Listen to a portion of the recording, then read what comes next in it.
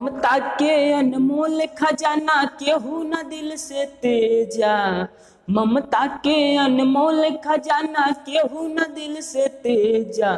केला हरदम बेटा खाती माई के करेजा। धड़केला हरदम बेटा खाती माई के करेजा।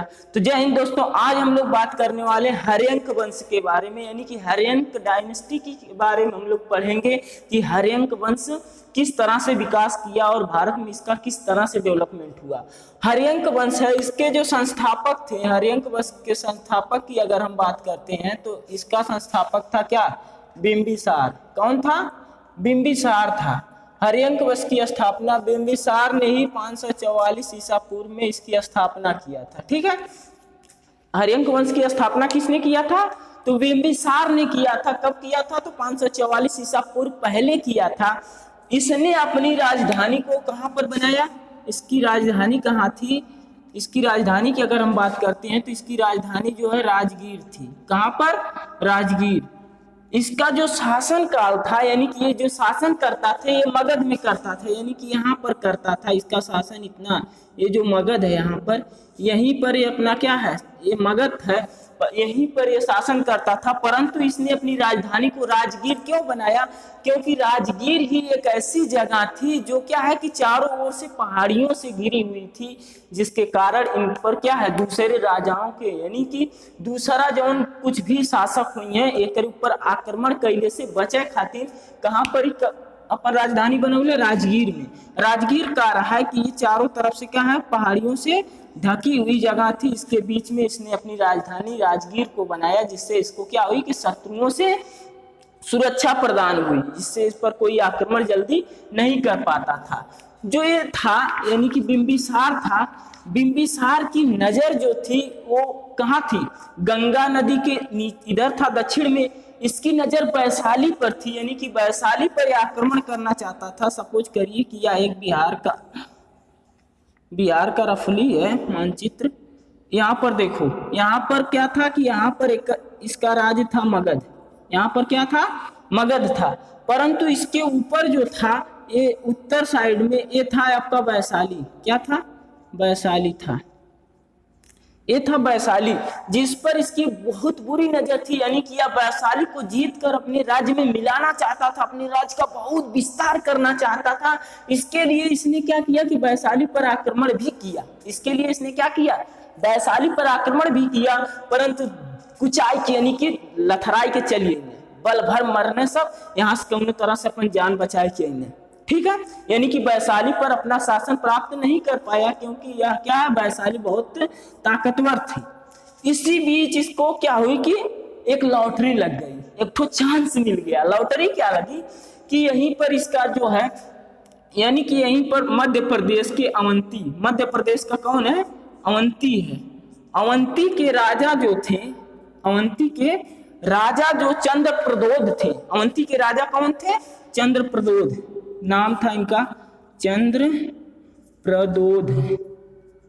अवंती के राजा चंद्रप्रदोध थे। इनकी क्या हुई कि इनकी ऐसा नठी बीमारी होगी, हैजा टाइप का, बहुत खतरनाक बीमारी हो गई, जौने कारण का भेल कि इनके जो अवंती की, यानी मध्य प्रदेश के जितना वैद्य रहना और जितना कुछ भी राजकीय वैद्य वगैरह थे, सबने कह दिया कि क्या है, राजा साहब अब तो तू ना बच पाएगा। राजा साहब अब तो तू, वैद्य कहते थे कि राजा साहब अब आप नहीं बच पाएंगे। कोई भी बड़े से बड़े वैद्य इसके राज के जो राजकीय वैद्य थे वो कहा अब ये बची है ना, इनका सेवा पानी करा। और राजा जवन थे खटिया पर से उठ ही ना पावत हमें। अवंती के राजा जो चंद्रप्रदोध थे वो खटिया पर से उठ ही नहीं पा रहे थे अपने महल से।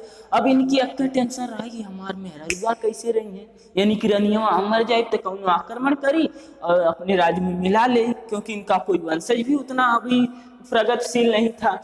तो इसी बात की जानकारी किसको मिल गई? मगध के राजा बिंबिसार को मिल गई। मगध के राजा बिंबिसार को मिल गई। ये ससुरा रहा एकदम लीचड़।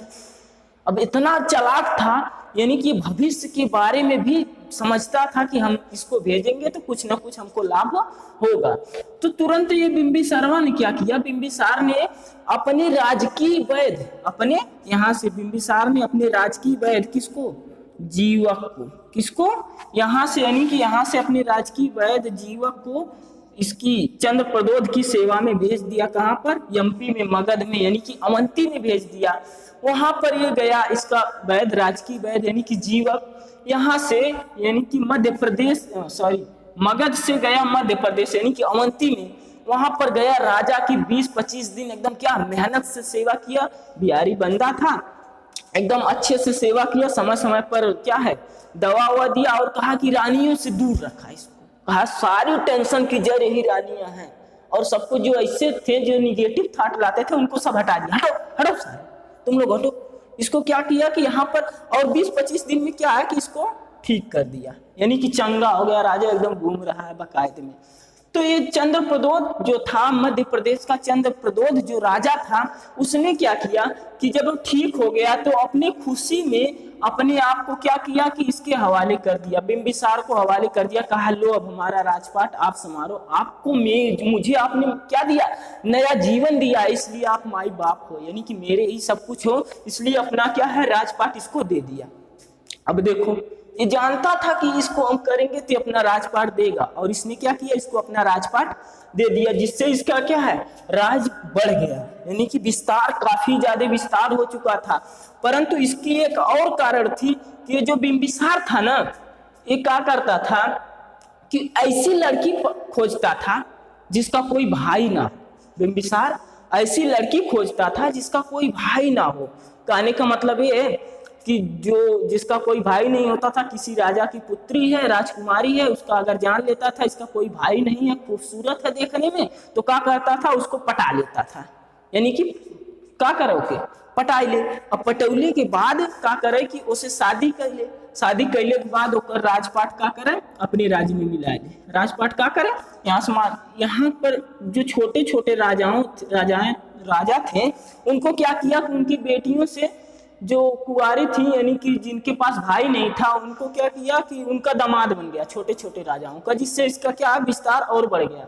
और पता क्या करता था, जब यहाँ पर इससे शादी कर लेता था, इनसे प्यार कर लेता था और शादी करके अपने राज्य में मिला लेता था, तो उसके बाद कहता था कि तुमसे पहले हमारी 2 और हैं, तुमसे पहले हमारी कहाँ है, 2 और हैं, अब हो तो क्या हो। परंतु इसमें एक थी कि जो इसकी रानियां होती थी, डांटती होती थी तो शांत रहता था। भाई जब गलती कर रहा है तो शांत रहेगा ही बंदा, क्या है।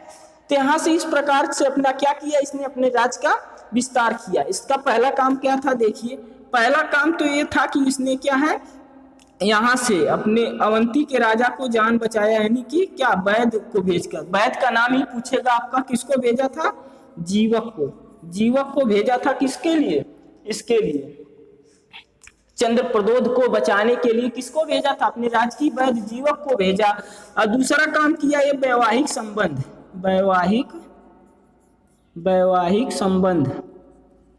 वैवाहिक संबंध बनाकर क्या किया कि छोटे छोटे राजाओं का दामाद बन गया, जिसके कारण उनका राजपाट अपने राज्य में मिला लिया। इससे क्या हुआ कि इसके राज का विस्तार हो गया। जब विस्तार हो गया तो तीसरा काम इसने किया था क्या, वैशाली पर आक्रमण। किस पर आक्रमण, वैशाली पर आक्रमण किया, परंतु इसको सफलता नहीं मिली। कचबट के कुल मरले रहने, फिर भी क्या कहने, इनके सफलता ना मिले। इसी बीच का है कि नया इसको सबसे अच्छा लगा था यही वाला, राज विस्तार करना चाहता था, सबसे अच्छा इसको तरीका लगता था क्या, वैवाहिक संबंध। नई लड़की क्या करे, धई के उससे पटरियाए ले, पटाए ले, ओकरे बाद शादी करें, शादी कैले के बाद ओकरे राज की मिलौले के बाद कह दे तो उससे पहले हमारे और 3 थे हैं, अब करे तो क्या करें सब, ठीक है। इसी प्रकार इसका जो बेटा था जिसका नाम था अजात शत्रु, क्या नाम था, अजात शत्रु, यानी कि शत्रुओं का विनाश करने वाला अजात शत्रु इसका बेटा था। इसी बीच यो बकलोलवा जो है अजात शत्रु यो फंसौले रहे शत्रु के, यो का किया था, फंसाया था। जब उससे शादी ब्याह की बात करता था अजात शत्रु तो कहती थी मैं तुमसे शादी क्यों करूंगा, तुम तो अभी राजा नहीं बन रहे, तुम्हारे पिताजी जो है ये बिंबिसार, ये तो नया माल पटौले के चक्कर में हो, तो के राजे पटना दिए हम तो से शादी कर क्या कर, महारानी की जगह दासी बन के रहा। तो ये बहुत परेशान होता था। अब बार बार जाकर कहता था इनसे, किनसे, अपने पापा जी से, पापा जी अब आप बुढ़ा गए हैं, हम भी हो रहे हैं, हमको भी राजपाट देंगे कि नहीं देंगे, पर इसकी बातों का ध्यान नहीं देते थे। ये तो अपना राज विस्तार कर रहे थे नई नई छोकरियां पटा के। इसी बीच क्या हुआ, ये बार बार कहता था, और इसकी एक न्यू गर्लफ्रेंड इसने बनाई थी जो वैश्या थी। इसी बीच जो वैश्या थी उसको भी इसके पिता ने पटा लिया। इसको बड़ी गुस्सा पड़ी, फिर आ गया अपनी उसके पास जिसको पटाया था, उससे कहा मेरी शादी कर लो मुझसे, तो कहीं नहीं, वो चढ़ा दी। यानी कि उसके सार और जो थे सब लोग जान गए थे, इसके सार और जो थे वो चढ़ा दिए इसको कि अगर आप राजा नहीं बनोगे तो हम इसकी अपनी बेटी की शादी दूसरे राजकुमार से कर देंगे। तो इसको बड़ी गुस्सा लगी। जब बहुत गुस्सा लगल और चढ़ा देने की ना माना था, नया नया माल पटौले चक्कर में तो जाके उन्हें गिरा उलट दा। तो का कहले बहुत गुस्सा में गया, एक तो माल के पटा ले रहने, यानी कि गर्लफ्रेंड को दूसरी वाली गर्लफ्रेंड को इसके पिताजी पटा लिए थे अपने राज के विस्तार के लिए। तो ये क्या किया गया और पीछे में से भाला घोप दिया। भाला घोप दिया यानी कि मर गए इसके पिताजी। इसके पिताजी कहाँ हुए, मर गए। जब मर गई ना ससुर इनका बाप, तो ये क्या कहीं अपने आप के राजा घोषित कर लिया। अपने आप को क्या किया, राजा घोषित कर लिया।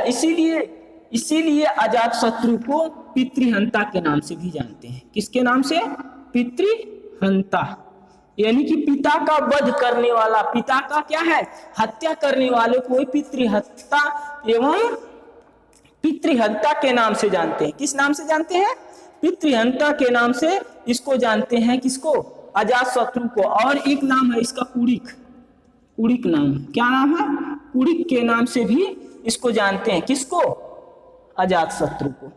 ये क्या किया कि जब ये इसने भी अपनी राजधानी राजगीर में ही बरकरार रखी। अब इसका राज कहाँ इतना बढ़ चुका था, अब इसने क्या किया, ये भी अपने पिता के रास्ते पर चलने लगा, अपना शादी वादी कर लिया।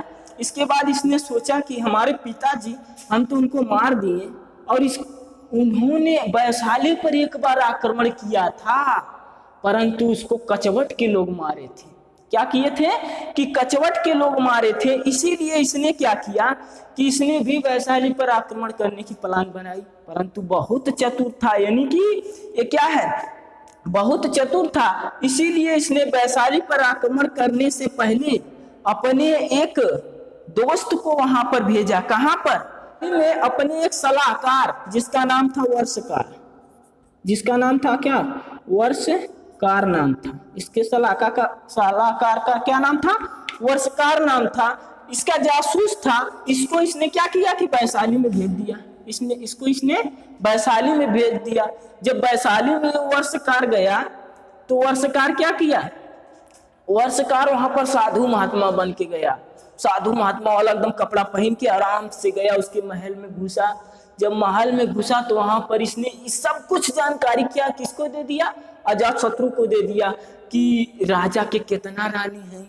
कहा अगर तू तो हार जमन गुड़ पारंपरिक गुड़ पिता से चलत चली हुआ था, यानी कि पटा फंसा के शादी करके वैशाली ले जा, तो वो सब गुड़ डाला, परंतु वो कामयाब ना भैया। और का कहले कि सेना कहाँ पर स्थिर रहती, इनकी सेनाओं को कैसे प्रशिक्षण किया जाता है, इनके पास कौन कौन से हथियार हैं और किस तरफ से हम अपनी सेना लाएं तो उचित होगा, सब जानकारी किसने दे दिया, वर्षकार जो सदगवा बन के गया था वैशाली में। इसने सारी जानकारी किसको दे दिया, अजातशत्रु को। तो अजातशत्रु ने क्या किया कि यहाँ पर इसके ऊपर वैशाली के ऊपर आक्रमण कर दिया, और यहाँ पर इस समय इसने आक्रमण किया और वैशाली को क्या किया, जीत लिया। वैशाली को जीत लिया किसकी मदद से, वर्षकार की मदद से। सारी जानकारी वर्षकार दिया, इसीलिए वैशाली को जीतने में कामयाब कौन हुआ, अजातशत्रु। अजातशत्रु का हुआ कि वैशाली को जीतने में कामयाब हो गया। इस लड़ाई में उसने क्या किया कि दो प्रकार के नए हथियारों का प्रयोग किया। एक हथियार था रथ भूषल, रथ भूषल था। एक था महाशिला कंटक, महाशिला कंटक। एक था रसभूषल, दूसरा था महाशिला कंटक। पूछेगा कि अजातशत्रु ने वैशाली पर आक्रमण किया और दो नए हथियार का प्रयोग किया, उनका नाम क्या था, तो एक था रथभूषल, दूसरा था महाशिला कंटक। इसी बीच इसका भी एक बेटा था, इसी बीच इसका भी एक बेटा था। क्या उसका नाम था, उदाइन। क्या था उसका नाम, इसके बेटे का नाम था उदाइन। क्या नाम था इसके बेटे का, उदाइन नाम था, ये भी वह कमवा करता था, ये भी बबुआ को पटा लिया था। ये भी पटाने की परंपरा सारी इसके ही खानदान में चलती आ रही है। ये भी और ये पटा लिया था, तो ये भी चाहता था कि अब राजा बने, परंतु ये जो अजात शत्रु था, एक तो अपने बाप के रास्ते से चला आया था, यानी कि इसको कुछ नहीं, सारा का सारा इनके खानदानों में ही चल रहा था कि क्या नाम सबसे अच्छा अपने राज का विस्तार करने से का सबसे अच्छा तरीका क्या है कि अब क्या है, किसी को पटाओ और उसे शादी करो नवर्षा वाली लड़की से और उसको अपने राज्य में मिला लो, यही इनका वही था। तो उदाइन भी पटाया था और ये भी कह रहा था बाबूजी हमको राजपाट दो, परंतु अजात शत्रु गद्दिए नहीं छोड़ रहा था।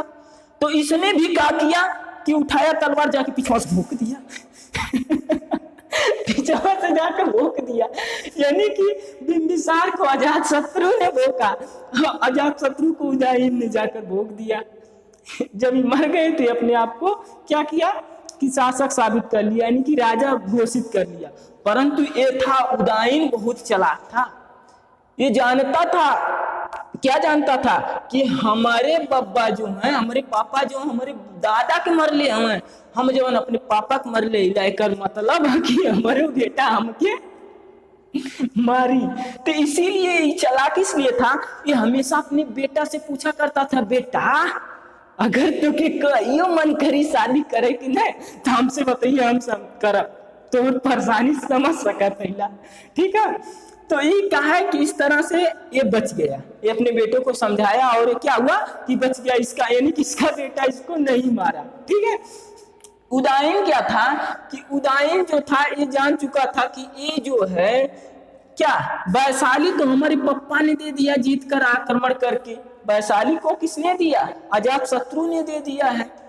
और जवन कहा कि है जवन अवंती यानी कि मध्य प्रदेश जवन है वो हमारे दादा दे दहने कैसे जीवक को भेज के, और छोटे छोटे राज्य जो थे अगल बगल के वो तो हमारे दादा और बाबा का गुड़ रहे, पटाक पटाक शादी करके अपने मिलाला। तो यानी कि जान गया था कि हमारा जो मगध साम्राज्य है वो बहुत बड़ा बन चुका है, इसकी रक्षा के लिए क्या है कि कोई बाहरी आक्रमणकारी हम पर आक्रमण न कर दे, इससे बचने के लिए इसने अपनी